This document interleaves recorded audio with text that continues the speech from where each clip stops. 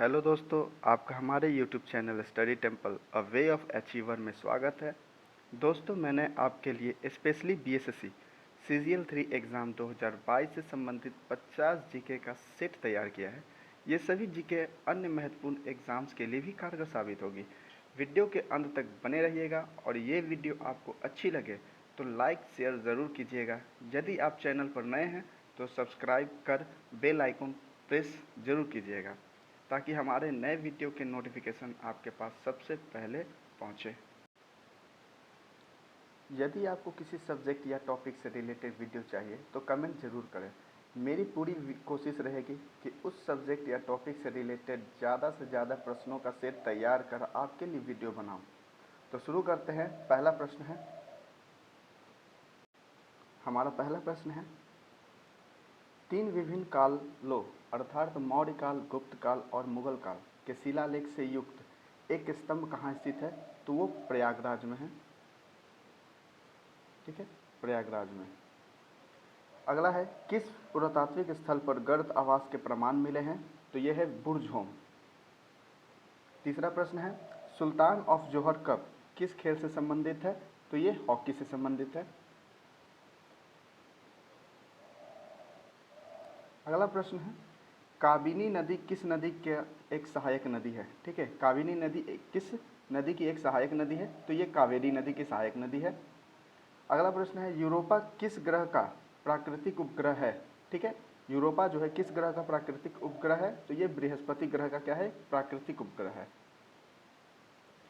हमारा अगला प्रश्न है, उत्तर प्रदेश के राज्यसभा में कितने सदस्य नियुक्त किए जा सकते हैं? तो उसमें 31।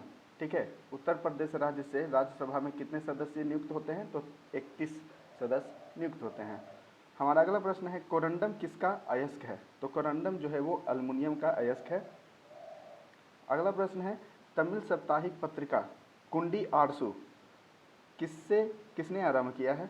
ठीक है, तो ये पोडियार ईवी रामासामी ने किया है। ठीक है, तमिल साप्ताहिक पत्रिका है कुडी आरसू, किसने आरंभ किया है? तो पोडियार ईवी रामासामी ने किया है।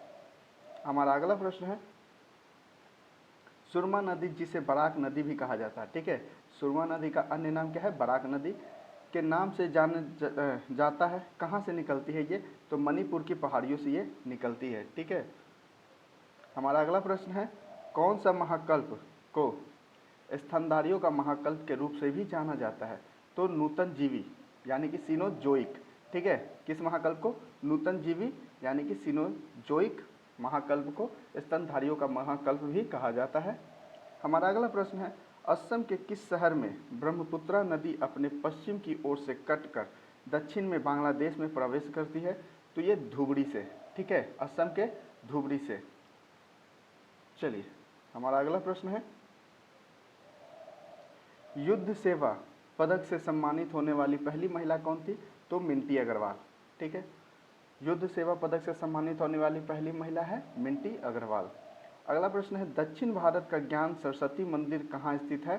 तो ये बसर तेलंगाना में स्थित है। चलिए, अगला प्रश्न है, Swami Vivekananda in the best new discovery के लेखक कौन है?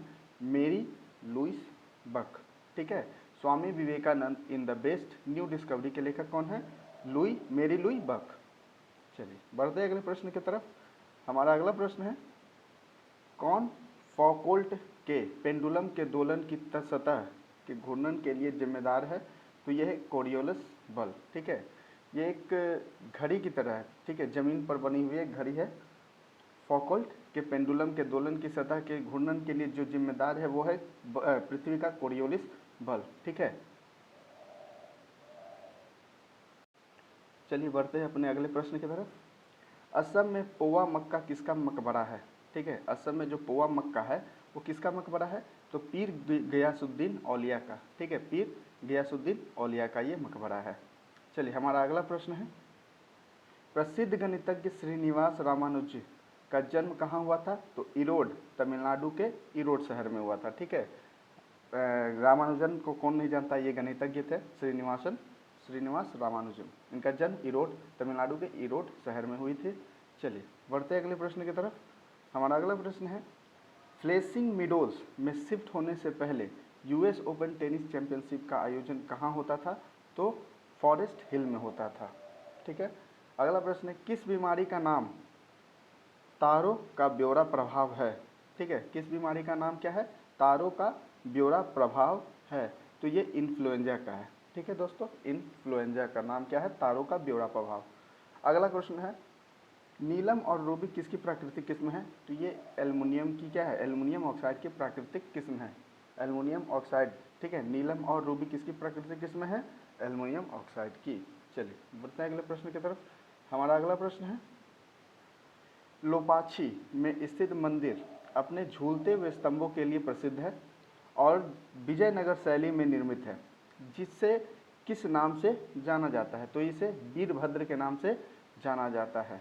अगला प्रश्न है, कौन सा राज्य भारत में दालों का सबसे बड़ा उत्पादक राज्य है? तो ये मध्य प्रदेश है। ठीक है, सोया प्रदेश, मध्य प्रदेश। चलिए अगला प्रश्न है, फीफा विश्व कप मैच में सबसे तेज गोल यानी 11 सेकंड में ठीक है स्कोर करने का रिकॉर्ड किसका है? तो हकन शुकुर तुर्की का है। हकन शुकुर तुर्की। चलिए अगला प्रश्न है, कौन एक तांबा खनिज है? तो अजुराइट एक क्या है? तांबा खनिज है। ठीक है। अगला प्रश्न है हमारा, माहुरी पेटा एक पारंपरिक संगीत युद्ध वाद्य यंत्र है जो किस राज्य से संबंधित है?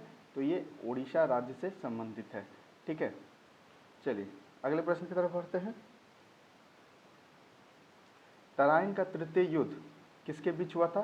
तो ये इल्तुतमिश और याल्दोज के बीच में हुआ था। तराइन का तृतीय युद्ध कब हुई थी? तो 1215 में। ठीक है, 1215 में हुई थी तराइन की तृतीय युद्ध। हम सब तो प्रथम पढ़े हैं, द्वितीय पढ़े हैं, जो कि क्या बोलता है, पृथ्वीराज चौहान यानी कि पृथ्वीराज तृतीय और मोहम्मद गोरी के बीच लड़ी गई थी। 1191 में पहली तराइन की युद्ध और 1192 में दूसरी तराइन की युद्ध। और ये क्या है? तराइन की तृतीय युद्ध, जो कि 1215 में इल्तुतमिश और याल्दोज के बीच में लड़ी गई थी। चलिए बढ़ते अगले प्रश्न की तरफ। हमारा अगला प्रश्न है, रक्त एवं लौह की नीति किस शासक ने शुरू किया था? तो ये बलबन ने शुरू किया था। ठीक है, और ये बलबन किस राजवंश से संबंधित है? तो ये गुलाम वंश से संबंधित है। और बलबन का जो बचपन का नाम था ये था उलुग खां। ठीक है। चलिए बढ़ते हैं अगले प्रश्न की तरफ। हमारा अगला प्रश्न है, प्रतिनिधित्व नहीं तो कर नहीं का नारा किसने दिया था? ठीक है, फिर से बोलते हैं, प्रतिनिधित्व नहीं तो कर नहीं का नारा किसने दिया था? तो ये सैमुअल एडम्स ने दिया था और ये जो थे अमेरिकी स्वतंत्रता संग्राम से संबंधित थे। ठीक है, सैमुअल एडम्स। स्टाम्प एक्ट जो है वो कब पारित हुआ? ठीक है, तो ये 1765 में यूएसए में पारित हुआ था। ठीक है, 1765 में यूएसए में पारित हुई थी स्टाम्प एक्ट। ठीक है। चलिए अगला प्रश्न है, सप्तवर्षीय युद्ध जो है किनके बीच हुआ था? तो ब्रिटिश और फ्रांसीसी के बीच में हुआ था। कब हुआ था? तो 1756 से लेकर के 1763 तक। ठीक है, 7 वर्षों तक ये युद्ध लड़ा गया, चला था। कब से कब तक? 1756 से 1763 ईस्वी तक चली थी ये युद्ध। किनके बीच? तो ब्रिटिश और फ्रांसीसी के बीच हुआ था। चलिए हमारा अगला प्रश्न है, अमेरिकी स्वतंत्रता संग्राम किस संधि के तहत समाप्त हुआ था? तो ये पेरिस की संधि के तहत समाप्त हुआ था। और ये जो स्वतंत्रता संग्राम हुई थी वो 1775 में शुरू हुई थी और इसका अंत 1783 में हुआ था। ठीक है, अमेरिकी स्वतंत्रता संग्राम। यही अमेरिकी स्वतंत्रता संग्राम जो है फ्रांस की क्रांति का क्या बना था? एक मतलब कि फ्रांस की जो क्रांति थी उसकी प्रेरणा अमेरिकी स्वतंत्रता संग्राम द्वारा ही ली गई थी। फ्रांस की क्रांति 1789 को शुरू हुई थी। ठीक है। चलिए अगला प्रश्न है, अमेरिका के संविधान का निर्माण कब हुआ था? अमेरिका का संविधान का निर्माण जो है ना कब हुआ था और ये कब लागू की गई थी? तो इसका संविधान का निर्माण जो है 1787 में हुआ था और इसे लागू जो है ना 1789 में किया गया था। अमेरिकी के संविधान को कब बनाया गया था, निर्माण हुआ था? तो 1787 में और इसे लागू किया गया था 1789 में। चलिए बढ़ते अगले प्रश्न की तरफ। अगला प्रश्न है, अलाउद्दीन खिलजी का बचपन का नाम क्या था? तो तो अलाउद्दीन खिलजी के बचपन का नाम अली गुरशप था। ठीक है, चलिए अगला प्रश्न है, दिल्ली सल्तनत में दीवाने आरिज नामक विभाग किससे संबंधित था? तो ये दीवाने आरिज जो है ना, सैन्य विभाग से संबंधित था। ठीक है, ये दोस्तों यदि इस 50 सेट यानी कि जो 50 जीके का सेट है, यदि इसमें से आपका 50% भी सही हो जाता है तो समझिए कि बीएसएससी सीरियल 3 का जो है एग्ज़ाम, उसके लिए आपकी जो प्रिपरेशन है वो बहुत भी बेहतर है। ठीक है, तो पूरे वीडियो को अंत तक बने रहिए। ठीक है, और देखिए कि इनमें कौन से क्वेश्चन है। चलिए बढ़ते हैं अगले प्रश्न की तरफ। हमारा अगला प्रश्न है, किस शासक के द्वारा निम्न 4 घोषणाएं की गई थी? तो ये पहला क्या है, स्थायी गुप्तचर की स्थापना करना, दान में दी गई भूमि को खालसा भूमि यानी कि सरकारी भूमि में परिवर्तित करना, मद्यपान पर प्रतिषेध और छोटे त्योहारों और अमीरों के मिलने पर प्रतिबंध लगाना। ये जो था अलाउद्दीन खिलजी ने क्या किया था, लागू किया था। ठीक है, अलाउद्दीन खिलजी ने।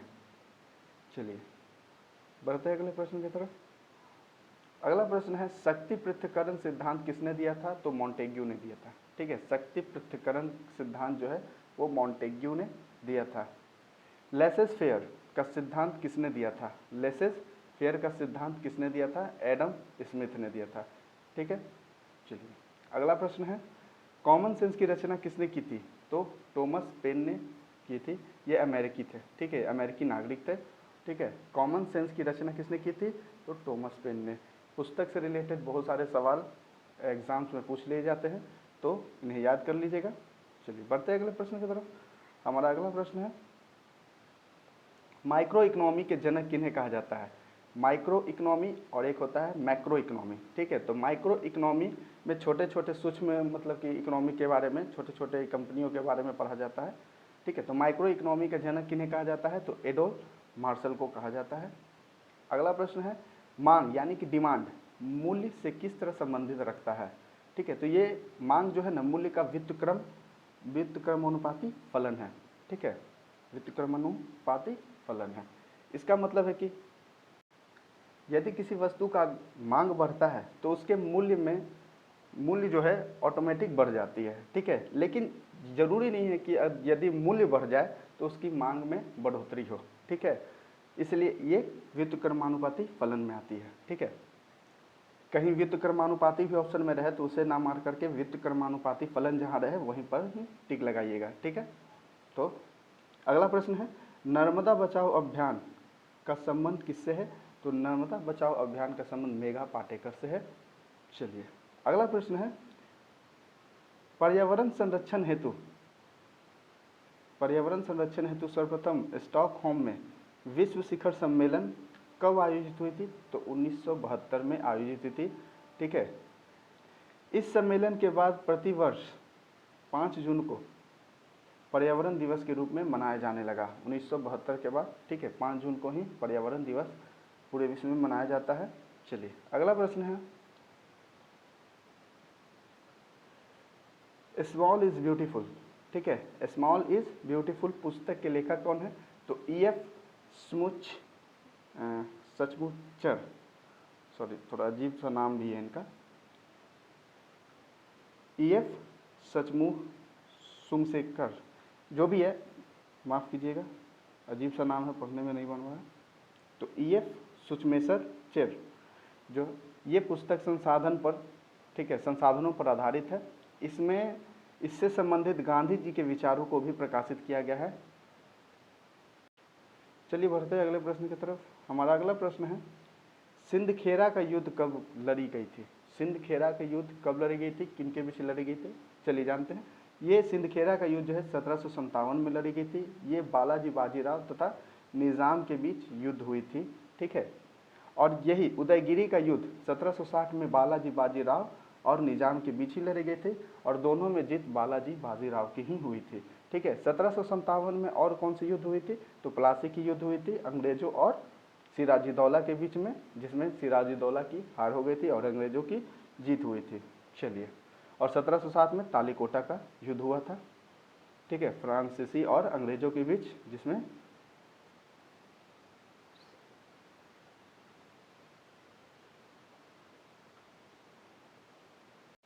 जिसमें फ्रांसीसियों की हार हुई थी। चलिए अगला प्रश्न है, भारत आने वाले द्वितीय पुर्तगाली कौन था? तो ये थे पेड्रो अल्वारेज कैब्राल। ठीक है, ये 1500 ईस्वी में आए थे। भारत आने वाले द्वितीय पुर्तगाली कौन थे? Pedro Alvarez Cabral. ठीक है, 1500 ईस्वी में आए थे। और 1498 में भारत आने वाले प्रथम पुर्तगाली कौन थे? तो वो थे वास्को डी गामा, जो कि दोबारा कब आए थे? 1502 ईस्वी में। ठीक है, चलिए भारत आने वाले प्रथम ब्रिटिश नागरिक कौन थे? तो जॉन मिल्डे हॉर्न। ठीक है, जॉन मिल्डे हॉर्न। अगला है, बॉम्बे के संस्थापक कौन थे? बॉम्बे के संस्थापक जेराल्ड अंगियार। ठीक है, जेराल्ड अंगियार। इस प्रकार कलकत्ता के संस्थापक कौन थे? तो जॉब चार्नोक। और मद्रास के संस्थापक फ्रांसीसी डे। चलिए हमारा अगला प्रश्न है, कौन सा एकमात्र ऐसा द्वीप है जिसमें कोई मरुस्थल नहीं है? तो ये है यूरोप। ठीक है, कौन सा एकमात्र ऐसा द्वीप है जिनमें कोई मरुस्थल नहीं है? तो ये है यूरोप। यूरोप में एक भी मरुस्थल नहीं है। चलिए हमारा अगला प्रश्न है, आकाश में सबसे ऊंचा बादल कौन सा होता है? तो ये आकाश में जो है सबसे ऊंचा बादल पछाब मेघ होता है। ठीक है, बादल से रिलेटेड एक प्रश्न एनटीपीसी में भी पूछी गई थी। चलिए बढ़ते हैं अगले प्रश्न की तरफ। हमारा अगला प्रश्न है, किस प्राकृतिक प्रदेश को विश्व का चिड़ियाघर कहा जाता है? तो विषुवत-रेखीय प्रदेश को क्या कहा जाता है? विश्व का चिड़ियाघर कहा जाता है। ठीक है, हमारा अगला प्रश्न है और अंतिम, गंगा नदी किस स्थान पर मैदान में प्रवेश करती है? तो ये हरिद्वार में है, जो है ना, गंगा नदी पहाड़ से सीधे मैदान पर क्या करती है? प्रवेश करती है, वो हरिद्वार में। दोस्तों वीडियो यदि अच्छी लगी हो तो लाइक और शेयर जरूर करें। ठीक है, मिलते हैं फिर अगले वीडियो में, तब तक के लिए जय हिंद।